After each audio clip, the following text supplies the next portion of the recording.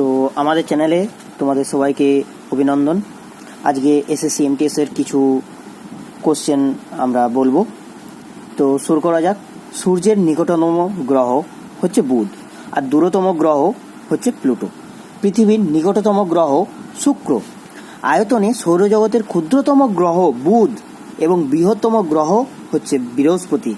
বুধ, শুক্র, মঙ্গল ও প্লুটো পৃথিবীর চেয়ে ছোট এবং বৃহস্পতি, শনি, ইউরেনাস ও নেপচুন পৃথিবীর চেয়ে বড়। এই বড় গ্রহগুলোকেই বলা হচ্ছে রাক্ষসী গ্রহ। আর বুধ, শুক্র, পৃথিবী, মঙ্গল এগুলো হচ্ছে অন্তস্থ গ্রহ, সূর্যের কাছের গ্রহ। এবং বৃহস্পতি, শনি, ইউরেনাস, নেপচুন, প্লুটো এগুলো হচ্ছে বহিস্থ গ্রহ। শুক্র কিন্তু উষ্ণতম গ্রহ ও উজ্জ্বলতম গ্রহ। বৃহস্পতি আবার বৃহত্তম গ্রহ। পৃথিবীকে নীল গ্রহ বলা হয়। মঙ্গল গ্রহে লাল গ্রহ বলা হয়। আজকের মতো এটুকুই।